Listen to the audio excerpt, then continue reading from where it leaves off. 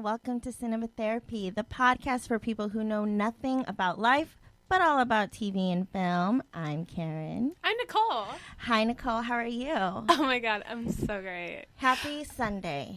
Happy Sunday. We just came from a fitness class. Shout out to 305 Fitness. Yeah. We went with one of our lovely guests, Giselle, lovely former guest. And it was wild.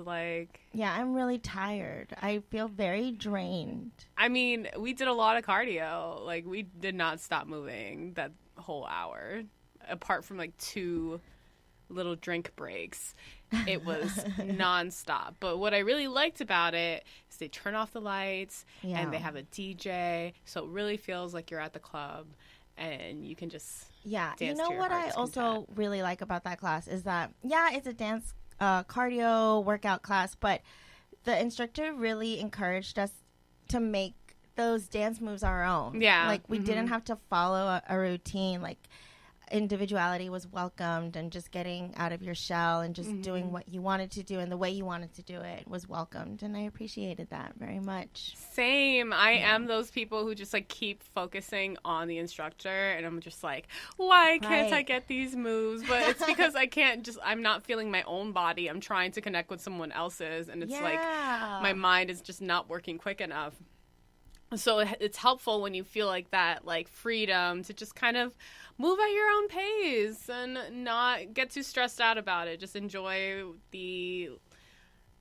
just enjoy being in your own body and moving and kind of feeling anonymous, so you're not just staring at yourself in the mirror.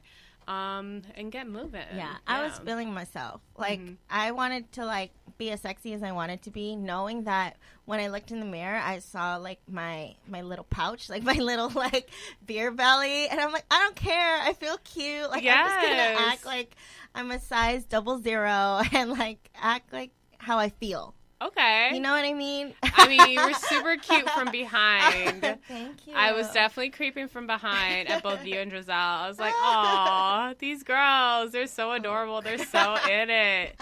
I loved it. Yeah. It was a good time. And shout out to Dom, who invited me and told me about Pop 305. He was to my left, and he was also inspiring. Oh, yeah. He was giving all the moves and all the sass. It was incredible. Yeah. She's a dancer, though, so we'll let her be. Well, I love dancers, and I respect them. I'm trying to just be more like them. So, how was your week? Oh, I feel like a lot has happened between... Did we meet last week? No, we didn't. Okay, so maybe that's what it was. Yeah, I don't know. I feel great. I feel on top of my shit. 2019 has been a great year so far. Wow. Yeah, 30 has been great so far. I feel like a badass bitch. And it's really nice. I'm just so tired. I realized that I worked over 60 hours a week. And then on top of that, just little projects here and there that, I don't know, man. It came up when someone wanted to invite me to their house to hang out. But I'm you're not really offering me much. I can't, I'm tired. You know what I mean? I don't have time to spend on experiences that don't offer me more. Then just here's a place for you to be for how long? For how long? Well, an hour? An hour, because they have to go to a party afterwards. I mean, love that. You're great. I love my friends. I love the people in my life. But I'm at an age now where I'm I can't. Things take up so much time, including, planning for your bigger dreams and goals in life. I think it's so important to say no and stop thinking about how other people are feeling and how they want, don't stop entirely, but don't make that the number one reason why you're doing something. Yeah. Because somebody else expects you to be Absolutely. there. And this person doesn't put those expectations on me. They're very understanding. And I realize it's not me putting their experience first. It's me thinking that I don't deserve better. You know what I mean? And that's crazy. But we're realizing we can we can have the life that we want. Yes. We don't have to spend time daydreaming. Mm-hmm. Less daydreaming, because daydreaming is beautiful, but keep it in your life, but less daydreaming, more making your life what you want it to be right now. You know what I mean? Yes. I hear that this is a philosophy in AA. Oh, gosh. I've never been to an AA meeting, but I was briefly dating someone who was in AA.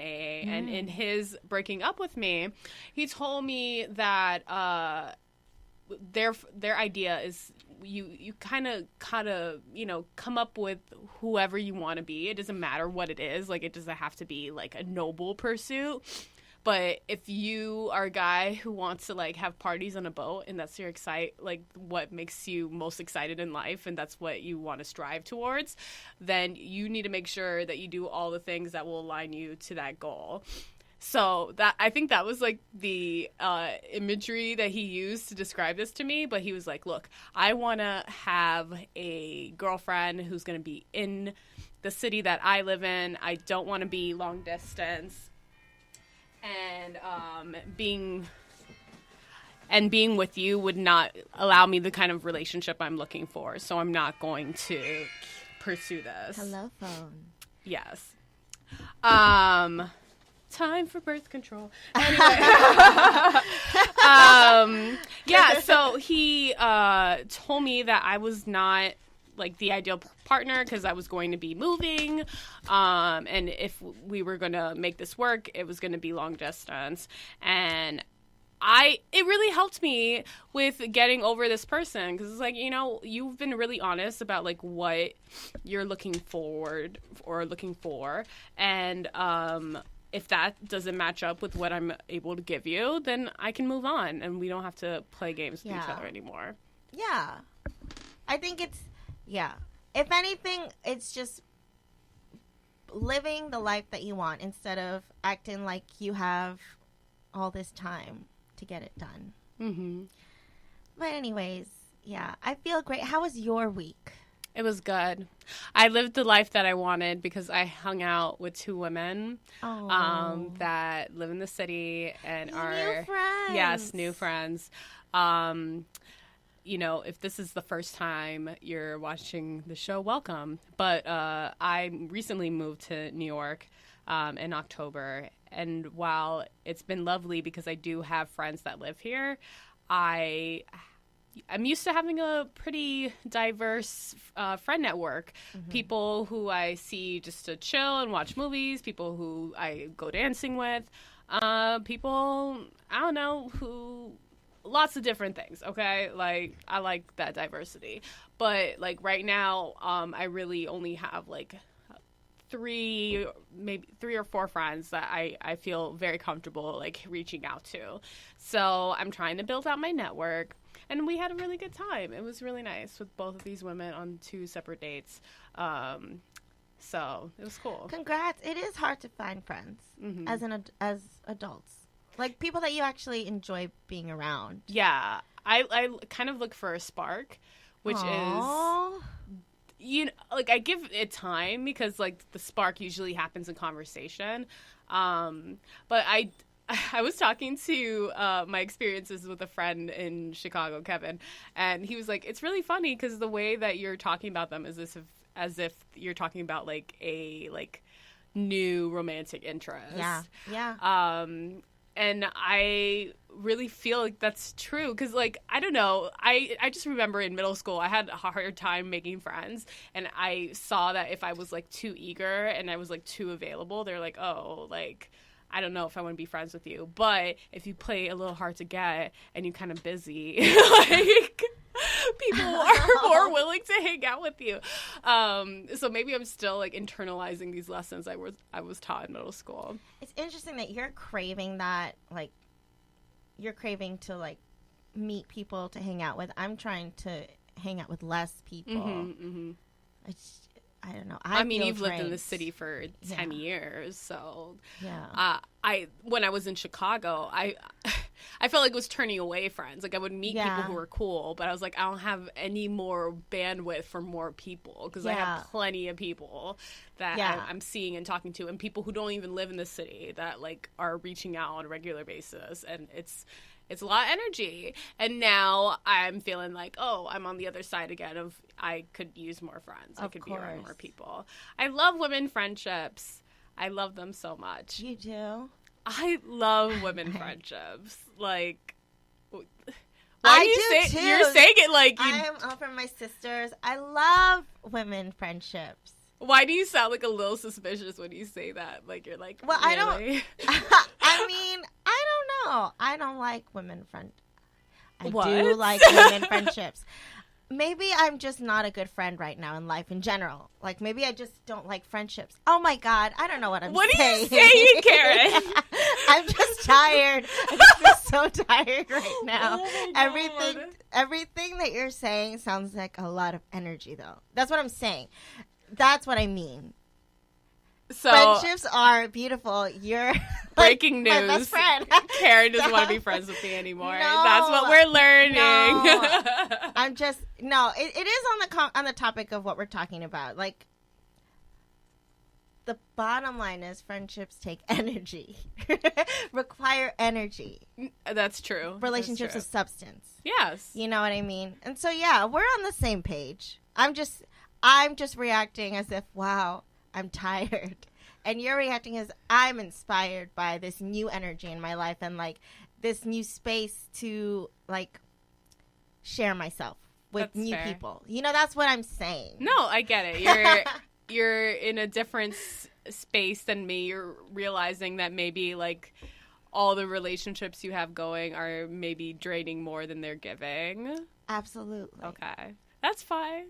I'm on the You are not included in that, though. No, I'm definitely. I know that. I feel pretty secure about our relationship. Yes. So, talking about women friendships, let's talk about Jane Austen film. So the title of this episode is the Jane Austen Movie Club. We were inspired to talk about Jane Austen films because we saw The Favorite about a month ago. If you haven't seen it yet, go do it. It's very, very unique. I love British humor. I love whenever it's like it feels like a very complete production and you're completely immersed in an era or different framework than your own.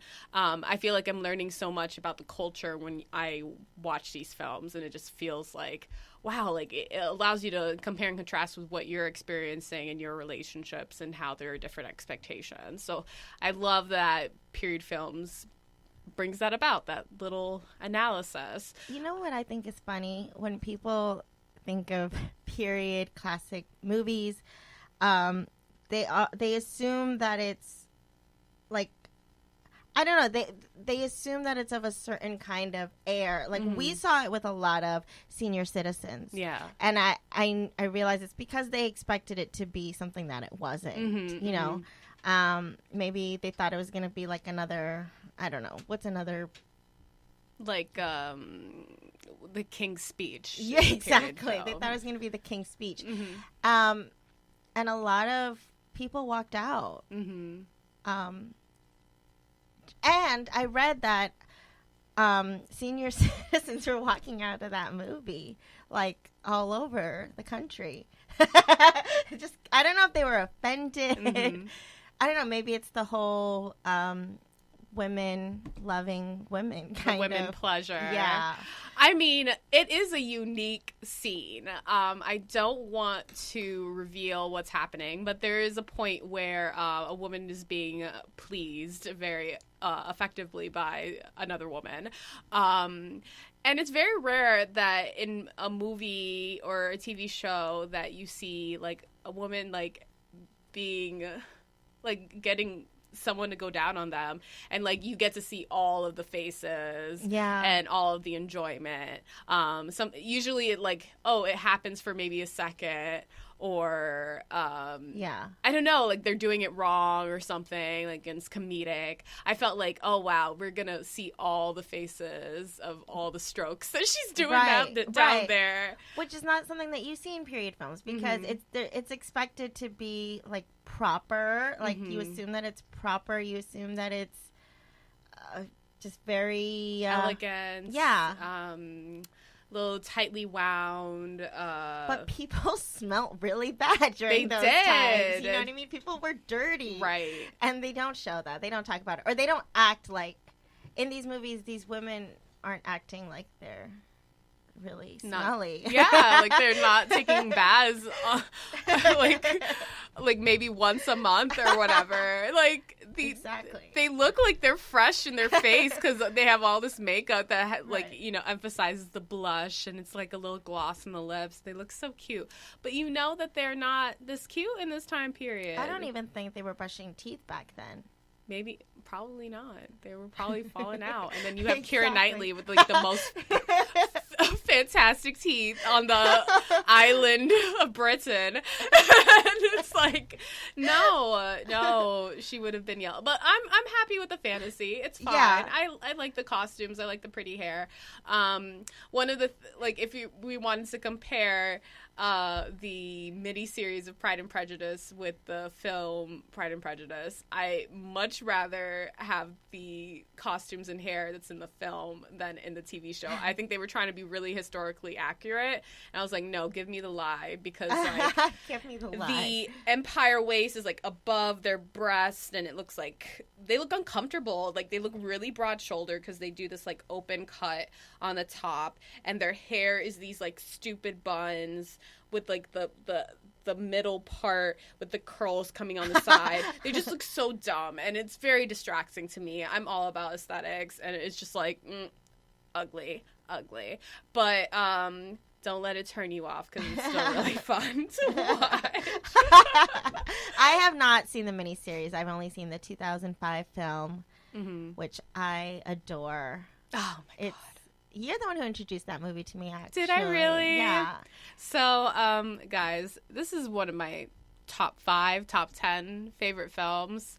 I'm a sucker for it. First of all, I'm a sucker for romance. I love. And there's just something about...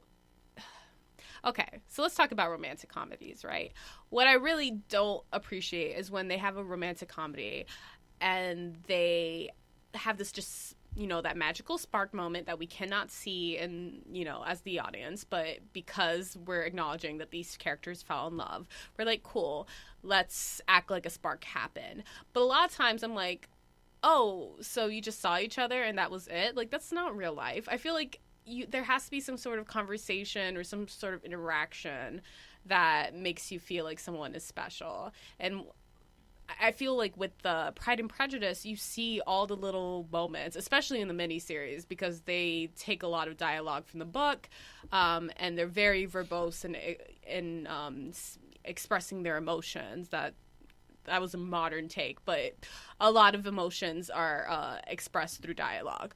But in the film, it's just like these little like moments with touching hands and focusing on hands, and the way that Elizabeth will look at Darcy. I'm just like, oh, it's so sensual. It feels like an orgasm at the end when they finally kiss. I'm like, oh, I love it, because it's just so little subtle moments just make me feel like, okay, like they gradually got to this point where they were able to fill each other out, and it's not just, oh, we have to have a romantic comedy where people are, they fall in love some way, but we're not going to actually like show how difficult that can be. Like, yeah. I love that. Like, it's not cheesy. It's not like a lot of romantic comedies. Mm-hmm.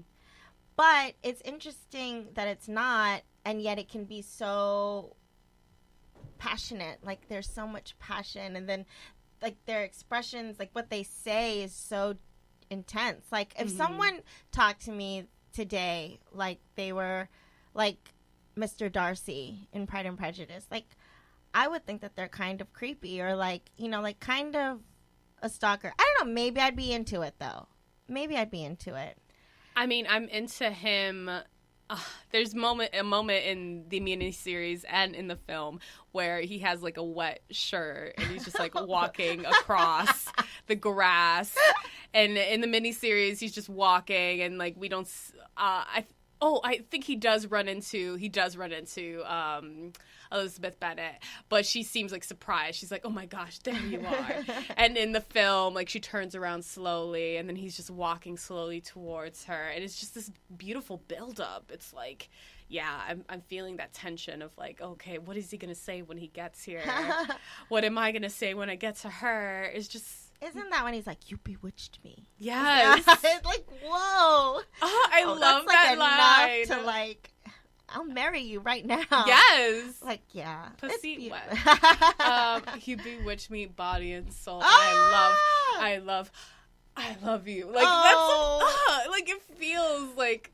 Yeah. And you know what I love about these stories is that people really care about talking about romance or like relationships. Like, finding your partner was such a huge obligation.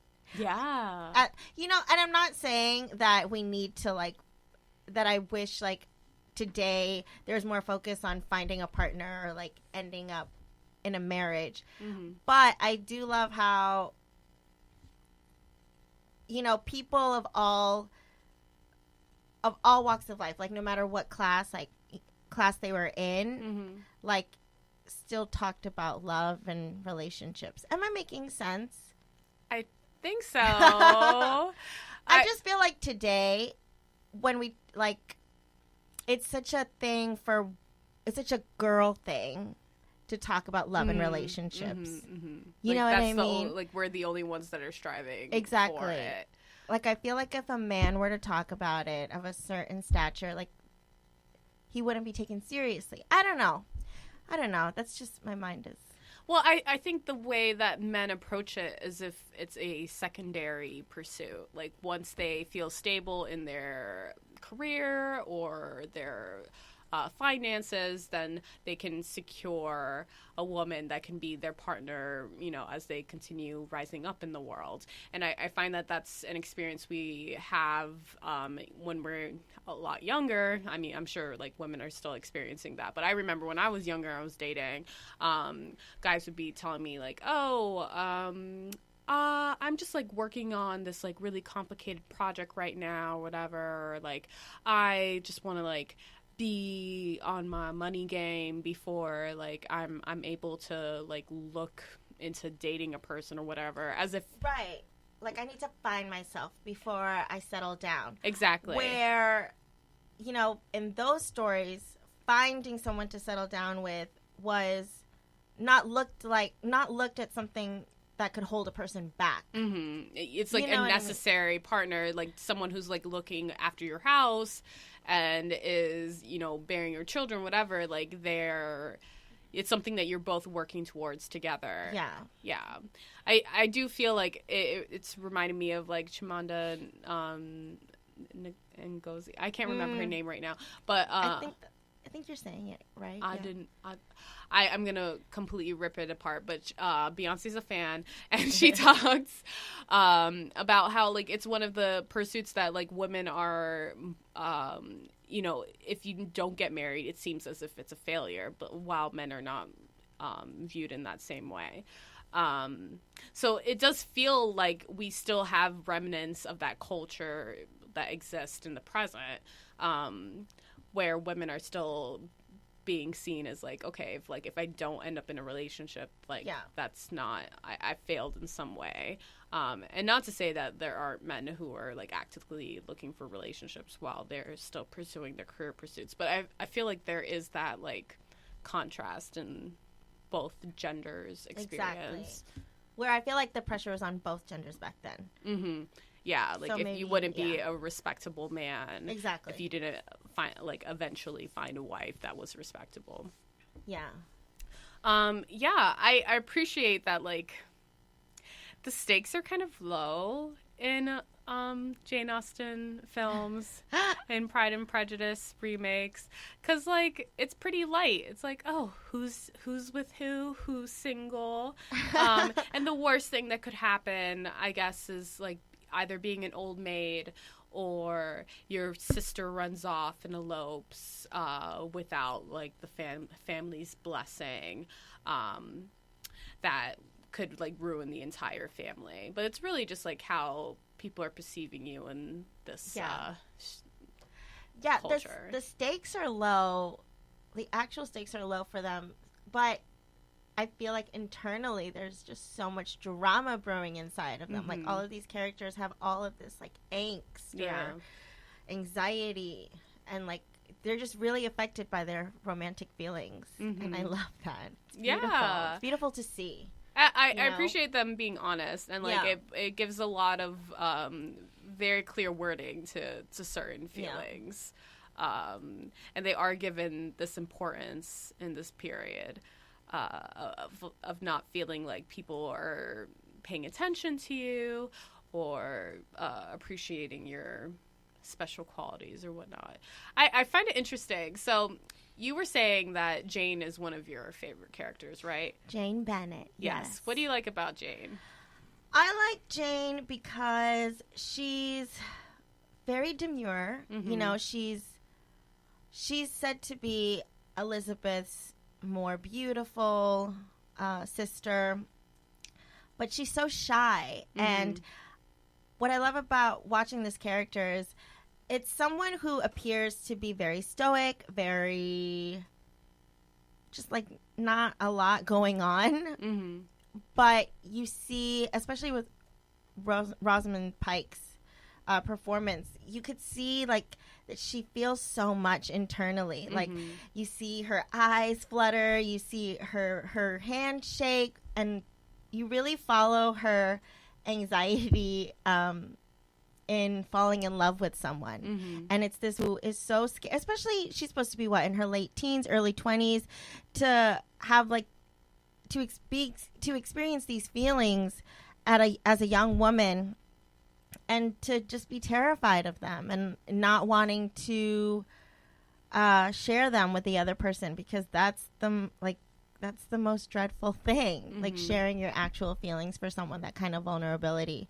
And I love this character because I feel like I, at that age especially, found it very difficult to admit that I even like was attracted to someone. Felt like it was the worst thing in the world, like the scariest thing in the world. I remember. To confront that. Yeah, you were horrible. You like dragged me around town. Like, no, we're going to this party. You're gonna see him. Yeah, it was awful. And I wanted to go. I wanted to see that person, but just the thought of like looking at them like killed me. Like, I don't know. There's a lot of anxiety that comes when you have feelings for someone or when you're attracted to someone. I mean, you have to allow yourself to be vulnerable for people to be aware of your feelings, and so they can make decisions based on what they now know. No, they're just supposed to know how I feel automatically, Nicole. I mean, that's how you act stupid? Sometimes. That's how you acted in high school. I remember, like, it was like pulling teeth. You would just be like so like you knew that you were dealing with something. Like, you had these thoughts in your head. I'm like, what do you want to talk about, Karen? You're like, I like someone. And that would take like an hour to get there. I know, how like, awful. Okay, like, so next step. You're right. Who is it? And then 3 hours later, you would like, okay, I'll write it down and I'll throw it out the window. Oh my God, you'll I did do that. No. How stupid was I? I don't know. Such a baby. I don't know if you actually did that, but that just sounds like something. No. Did you do that? I feel like it's something I would do too. It so is. I'm like, I had to fight for the information, but because I'm such, like, I love secrets, like, I love gossip, I was like pulling for it. I was like, yes, like, make me do that work. It was like, I feel like I was in an escape room. I was getting all the clues. Yeah, but it's a lot to admit. And I don't know. I was a really shy, immature girl. So as a teenager. So yes, this woman is also a teenager. No, this she's girl, like 23. Oh, she's an old maid then. Not quite. Not yet. I think Charlotte is 27, so she's really getting into old maid territory. Yeah. Well, you know what? Even at that age, like, I remember saying I love you for the first time to one of my boyfriends, and it was like, oh, that Oh my God, that was like so scary for me. And like they thought that like something bad really happened. They're like, what's wrong? What can't you tell me? Did you sleep with your ex-boyfriend? And then I was like, no, I just love you. And then he was like, oh. It was a good thing. Yeah, it's like, terrifying. Why is it so painful Saying for I love you you to is say terrifying. it? I don't know. Maybe it's because my parents didn't tell me they loved me when I was young. That's not I didn't have an awful childhood. That's just a cultural thing. Filipinos, my parents were not raised to be affectionate and say I love you. I know they love me. I don't want to make it sound like I was like abused as a child. My parents loved me very much. They just are not comfortable with affection. She has great parents, yes, but they show affection by like, let's, you know, like here's a Coach wallet I picked up when I bought my Coach purse. Like, yeah. Now they say I love you. It took like 27 years. My dad doesn't say it, but my mom says it now. So yeah. That's progress. I love it. Progress. Yes. Yeah. But yes. Anyways, Jane. I relate to Jane in that way. That's cute. Yeah. I feel like if I'm gonna pick a Pride and Prejudice character, I relate to the worst ones. I relate. Wickham. Oh, I mean, okay, yes, the men are actually the worst ones. Yes. Wickham is terrible. Oh, Wickham. If I were you gonna say? Shh.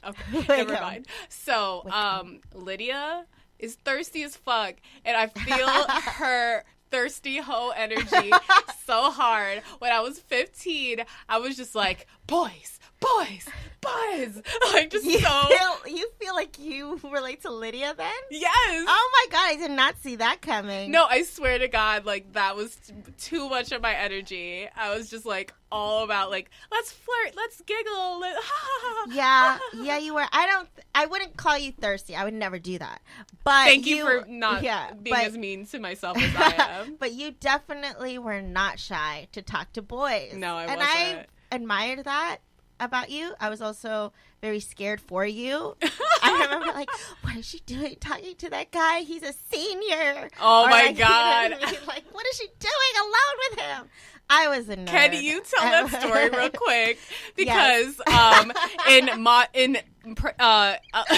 Elizabeth Bennet's time, Mr. Wickham would be the senior that Karen is talking about. Oh my God. He was definitely trying to take my honor and promise things that were not going to be given. Yeah, but let me tell you, yes. I was like a 15-year-old girl. Like, I didn't have a boyfriend yet. I was very new. I wasn't experienced. And I hated talking to boys. I was terrified of talking to boys, as you already know.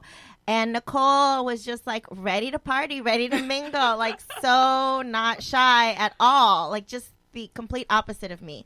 And one time, like 1 year, she was getting pretty flirtatious with this older student. I feel like he was a super senior. Yeah, he was a senior. His name was Alex. Yeah. He had a blowout, you know. Oh my God. It was a short blowout. It wasn't like a big blowout. The perfect chongo for the time. And, you know, Nicole, she took it. She was ready to get to know him. And I admired it very much. But I was also very scared for you and your honor at the time, being a 15-year-old girl. It's like, she can't be alone with him. Who knows what's going to happen? What is she going to do? So me and our other friend, Nicole, I think Nicole kind of played along with it. Not because she was worried for you. I think she just wanted to, like, see the drama. Be part of the drama. Yeah. And, like, she has, like, huge FOMO. So I think that was a lot of her part in it. And one day after school, we see Nicole like by the lockers with Alex, and they're like getting pretty close. And then I think you guys go into like I think we thought that we saw you go into a practice room because we were in chorus, so there were a lot of practice rooms for dark deeds. And then oh my God, talk rooms for doing talk deeds. And then we thought that Nicole went into the room with Alex. So then we start running, and then I think it was me or Nicole, but they're like, we gotta go, we have to save her. I remember hearing save her, and I feel like we were just like going into the chorus room or something, and I hear save her, and I'm like, are those my friends? And I think, like, Alex, You know what? laughs and then ran off and did his own thing. Well, you know what? I'm glad you should be thankful because No, I am. You were would Mr. Darcy probably in that be- situation. Exactly. Oh, I love Mr. Darcy because you would probably be, not to say anything about Alex. Yeah, I'm not going to say it. Never mind. I'm not saying there's anything wrong with talking to boys. I don't want to continue this conversation because I'm going to sound like such a prude and not for certain things, which is not what I am at all. Okay. We believe it. We all believe it in the podcast I was universe. young. I was scared for you. That's all. I was inexperienced. That's fine. And I It was was a so loser. dramatic, and I love drama. It was really fun. I was like, wow, my friends care. We did. Let's talk about Mr. Darcy. He's it. He ruined it for any man that comes into my life. So, first of all, he's obviously a Scorpio. The Yes. fact that he says that he holds his resentments forever, my good opinion once lost is lost forever. That is typical Scorpio. I love Scorpios. My first ex was a Scorpio. What a tempestuous relationship that was. It was. Geminis and Scorpios do not mix very well. Anyway, it was a good first relationship. I learned a lot about what my needs are, and moved forward from that. But yeah, I would say Mr. Darcy is definitely a Scorpio. He seems to feel things very intensely, and he has that dark, broody feel. The brooding. That's yes.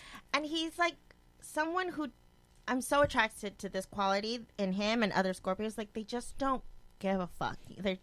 They have this devil may care attitude. I say that term a lot, but he does, and he didn't care about living up to the expectations of society. Yeah. It's just oh. I think it was a journey he had to take because initially, I think he was very, very focused on not fulfilling his duties as a upstanding man in that culture because especially in the miniseries, he goes very much into detail about why he blocked the relationship between Mr. Bingley and Jane, Elizabeth Bennet's sister, and he's saying look, it's obvious that it was for wants of connection that you wanted this relationship to happen. And there's a lack of propriety shown by your family. So he definitely cares about aesthetics. But yes. he's able to overcome that for his own love. It's interesting that he can't get over it initially for his friend. For his friend, he's much more protective. But for himself, after a lot of wrestling with his emotions, he eventually decides, fuck it. Fuck the fact that my aunt has me and wants me to marry my cousin. Yeah. I'm gonna marry for love. I'm gonna do what I want. Yeah, I love how he expresses love. Mm-hmm. It's not corny. I love that you kind of have to wait for it or search for it. Mm-hmm. I don't know. Maybe that says a lot about me as a person, and that's not healthy. But I like that he's mysterious, and when he does even share the smallest detail about having affection, it's very poignant. It hits you. Just one word. He'll just say one word and it's very intense. You know what I mean? Yeah, he's very selective with the things that he says, especially if we're looking at the film version. Yes. He speaks a lot less than he does in the miniseries. In miniseries, he's kind of a dick. Colin Firth is a fucking dick in the miniseries. He says a lot of shit. When he talks shit about Elizabeth Bennet not being handsome enough to tempt him, he's very much within earshot. Of course she's gonna hear you. So I don't appreciate that. But in the film, I find him more attractive because it just seems like he's introverted. Yeah. And it was what I wanted to bring up when you were talking about Jane. I feel like Jane's characteristics are very similar to Mr. Darcy. Oh, you're so right. They're very they're very much aligned, and they're both kind of being shy and not necessarily like being forthcoming with their feelings, but feeling things very deeply. And it seems like they're to express their inner emotions is a leap for both of them. Like it's a leap of courage for both. But it seems in this culture, the men are expected to be the more lively, talkative, the ones pushing forward the conversation. If women are the ones doing that, then they're too flirtatious, too much energy. Right. Women have to really strike a very delicate balance. Yeah. And I feel like Jane is the best at striking that balance, being beautiful, but also being quiet and also being caring and whatever. But still, like, she's still not striking the balance well enough that she can get Mr. Bingley on the first try, Right. Yeah. What do you like about Mr. Darcy? I love the idea that he's not... Okay, so I would say that David is slightly like Mr. Darcy, because a lot of times when he sees something new, his first inclination is to be disapproving of it. And that's a comment that Mr. Bingley says in the miniseries. It's like, why do you always have to be disapproving? All the girls were lovely. It was a great time. And Darcy's like, no, they were all... You were with the most handsome girl in the room. These are some country affairs. I don't need to be here, blah, blah, blah.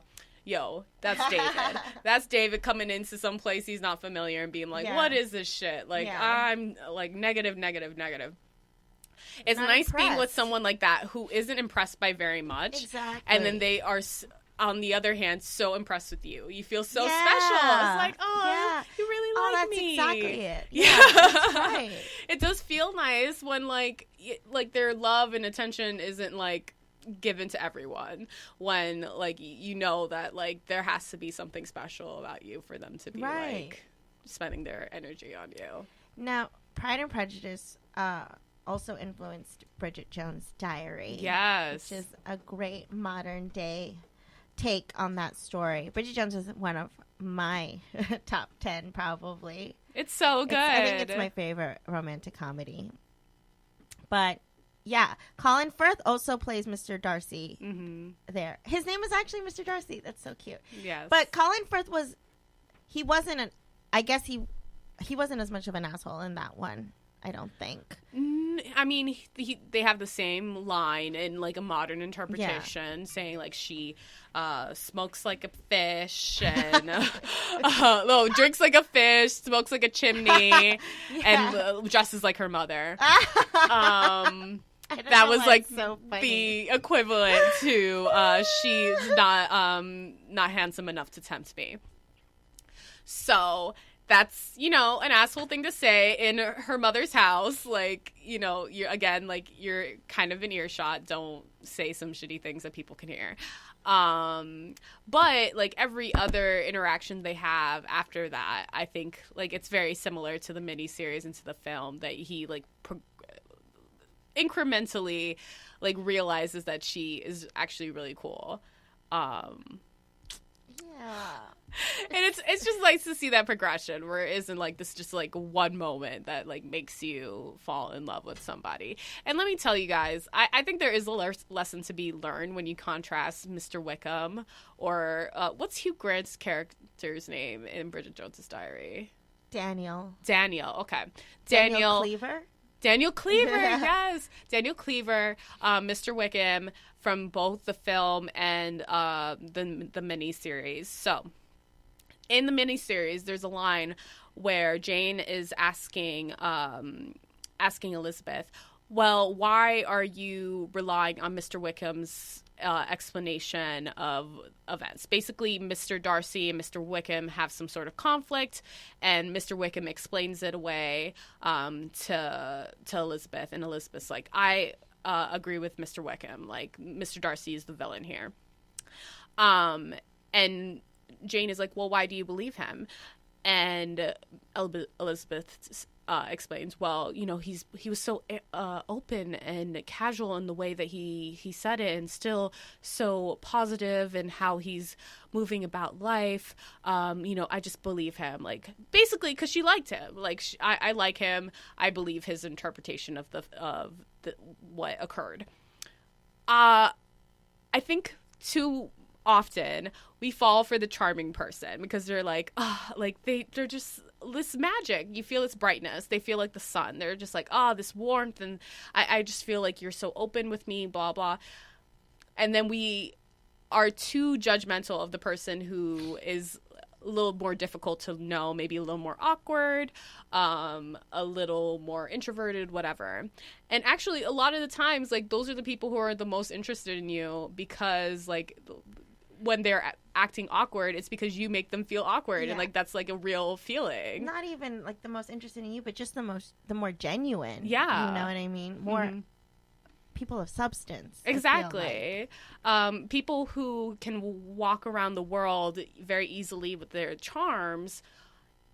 I feel like Jane Austen is just very suspicious of those people, that she met a lot of people like that who were able to get off on like their ability to talk and just be warm and like operate in lots of different circles, when those people aren't necessarily like have any more depth, and they might realize their talents for that and use them for evil, which is the case with Mr. Wickham and with Daniel Cleaver. Like he is so charming, but those charms are used to like get what he wants and not give anything else. Those are just very shallow, very shallow connection. Yeah, it's just the sex or the like. He's cool, like I don't know, like it's just fun. Yeah, and like if that's it, like oh, we're just having a good time. I don't know, like there's this deeper connection that you can be striving for, but like I think it takes time, and it takes those awkward moments of feeling each other out and maybe not necessarily liking someone immediately. Yeah. But even when it comes to friendships or meeting new people, I feel like I'm drawn to more quiet people.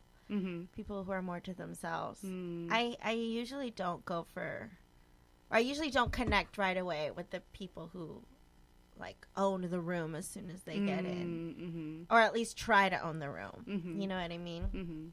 I guess it depends on, because I definitely am a Gemini. Like there are times when I feel more introverted, there are times where I feel more extroverted, and I know how I'm feeling that day by like the people that I'm attracted to. Like the people, if I'm around people who want to talk a lot and want to be like the queen of the stage, then I kind of like take on like the lower, like, you know, the more quiet persona. But the opposite when I'm feeling like the queen and now it's all about me.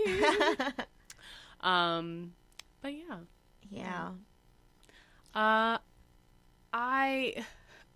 Do you remember Duckface? Have you seen Four Weddings and a Funeral? No, I don't think I've ever seen that. I think I've seen the ending of that movie.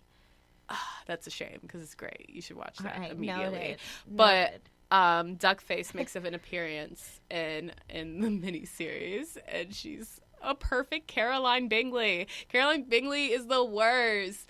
Like, she is the fakest little bitch like ever. She's so fucking fake. You know which character I'm talking about, right? No, she's the redhead in the film. Okay, yes. So in the miniseries, and it's like close to this, they're being very they're honoring the substance of the book. They have two sisters, but they kind of condense it to one person in the film. But they have two sisters that have like the fake smile, like we love everyone, it's great, and then they come home and they're just talking shit about like all the country people that they met that day. And she's the perfect person to play Caroline Bingley, because she, like, this girl, she really does have a duck face. Like, I'm sorry, like, she is so snooty. I love her. Oh, God, you love her. I love her. I just, like, love that switch. And she's so funny to me, especially the one in the film, because she's really... It must be a really fun role to play. I would love it. I would love that sass of like, my nose is all the way up in the air. They're all sassy, though. They all say things like in such a, like it's so quiet. Like they have a lot of like one-liners in that movie, in Jane Austen stories, at least in the movie adaptations. Like I don't know. They're so snarky. Like the shade is real. The shade, you know what I mean? Is real. And it's like one word, and it's like, huh. You know, like they'll sing it. They'll sing the line. Like they'll say it so smoothly, and it'll sound like beautiful poetry. But it has such a an effect. I mean, whenever I end up watching these films, I feel like I end up speaking in a British accent. And I feel like I wish I spoke this way. It's just like there's this economy to the words, like they're not saying too much, right? But they're saying exactly what needs to be said, and they're also right. acknowledging like the little under the what's not being that's being that is being alluded to exactly. in the surface level of the conversation, and then like we all are also having this like under level of the conversation that if you're smart enough you know what's happening.